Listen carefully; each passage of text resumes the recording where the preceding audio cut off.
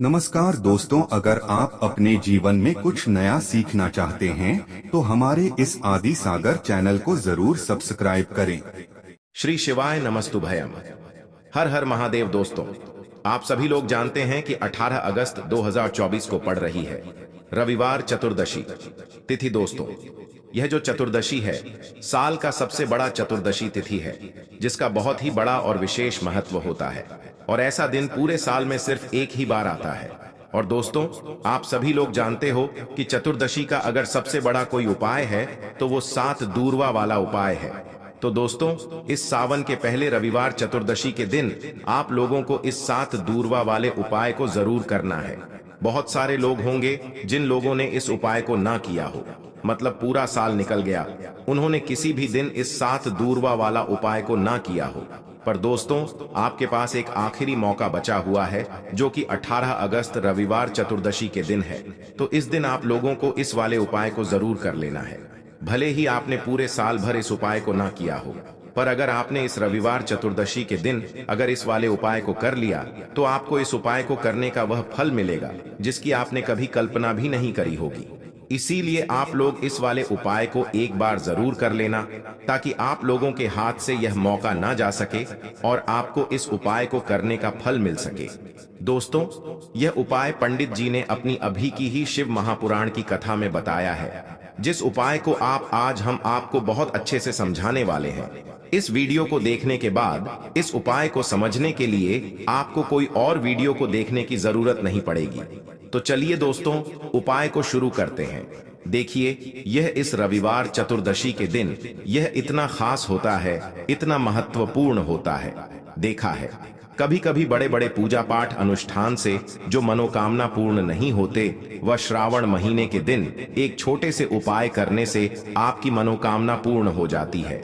और बहुत सारे लोगों ने इस उपाय को किया भी है और उनको इस उपाय को करने का फल भी जरूर मिला है। अगर आप लोग भी इस उपाय को करना चाहते हैं तो आप इस उपाय को पहले अच्छे से समझ लेना, सुन लेना, उसके बाद करना। आपको इस उपाय का फल जरूर मिलेगा।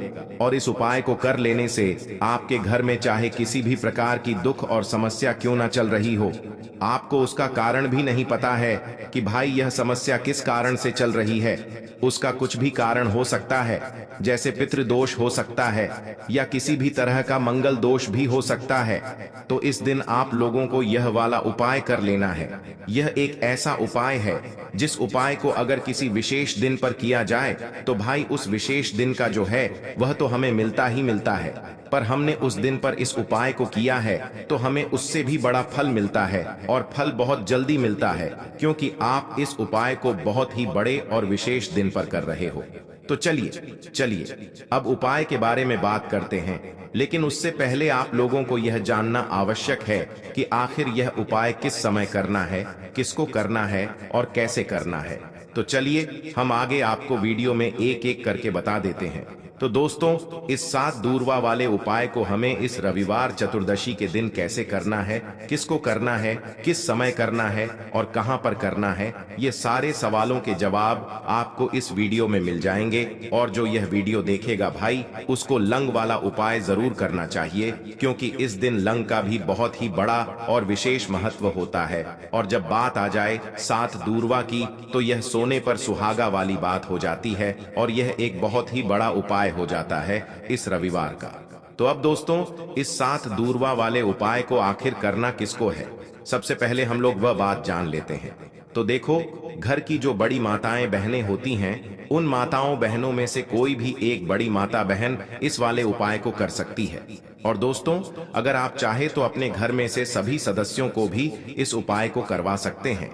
अगर किसी व्यक्ति की खुद की कोई मनोकामना है, खुद की कोई दुख और परेशानी है जो कि वह अपने लिए ही करना चाहता है, इस वाले उपाय को तो वह खुद अपने लिए भी कर सकता है।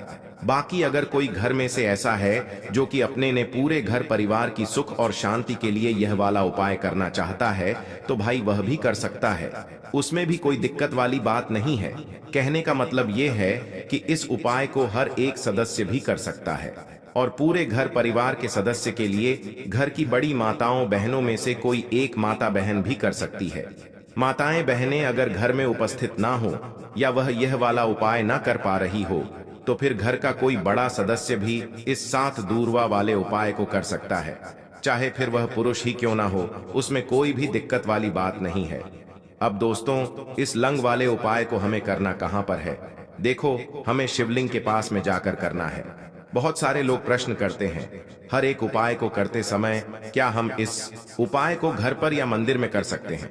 देखो, तो इस वाले उपाय को आप मंदिर में करोगे तो अच्छा रहेगा, घर पर नहीं करना है इस वाले उपाय को। उसके बाद में दोस्तों, जो अगला प्रश्न निकल कर आता है वो यह आता है इस उपाय को लेकर कि आखिर इस उपाय को हमें किस समय करना है, सुबह के समय करना है कि शाम के समय करना है? तो देखो, इस वाले उपाय को आप लोग सुबह के समय भी कर सकते हो और शाम के समय प्रदोष काल में भी कर सकते हो। अब अगर आप पूछो कि भाई सबसे उत्तम समय कौन सा रहेगा इस 7 दूरवा वाले उपाय को करने का, तो हम आपसे बस यही कहेंगे कि इस उपाय को आप शाम के समय करेंगे तो ज्यादा बेहतर होगा।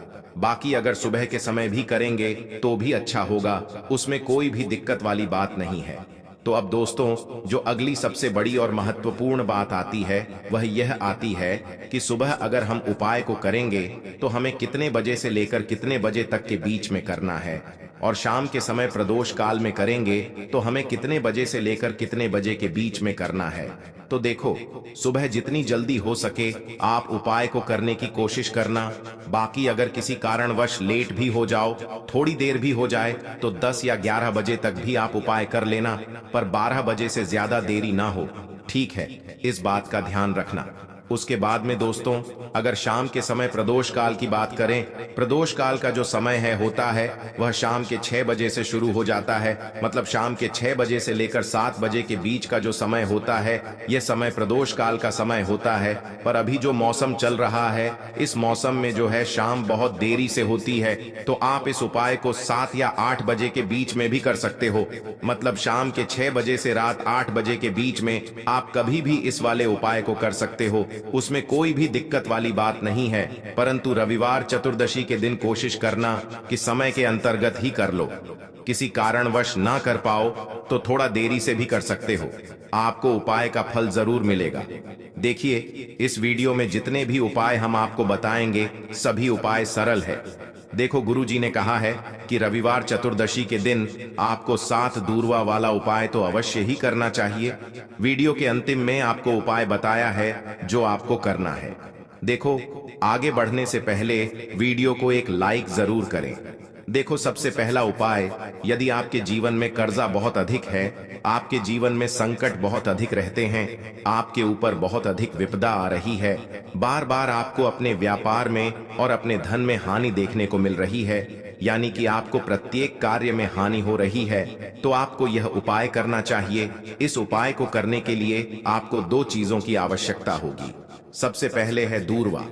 दूरवा आप जानते हो जो कि भगवान गणेश जी को समर्पित होती है, तो आपको वो दूरवा की आवश्यकता होगी।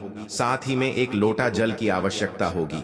और आप जब भी उपाय को करें, जी दिन भी आपको करें, तो आपको प्रातः कल सुबह ही सुबह वो करना है। इस बात का विशेष रूप से आपको ध्यान रखना है, ठीक है?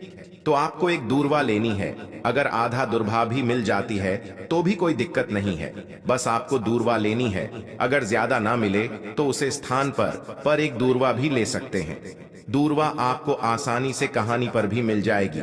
बस याद रखिएगा, शुद्ध दुर्भाइएगा, और मतलब उसे शुद्ध करके ही उपयोग में लीजिएगा, है ना? तो आपको करना क्या है, एक दूरवा या एक से ज्यादा भी दूर हुआ आप लोग ले सकते हैं, तो एक दूरवा अपनी ले लीजिए। एक दूरवा के साथ में आप एक लोटा जल ले लीजिए और इन दोनों ही चीजों को लेकर शिवाजी के मंदिर पहुंच जाइए। शिवाजी के मंदिर पहुंचकर सबसे पहले आप शिवाजी के पास में बैठ जाइए। शिवाजी के पास में बैठने के बाद जो शिवाजी की शिवलिंग होगी, शिवलिंग की ऊपर सबसे पहले आपको यह दुर्भाग्य को समर्पित करना है। दूर भाग को कुछ इस प्रकार से समर्पित करना है कि जो दूरवा की दांडी का मुख होगा वो जलधारी की तरफ हो, जहां से जल नीचे करता है ना? और जो दूरवा का मिला हुआ भाग हो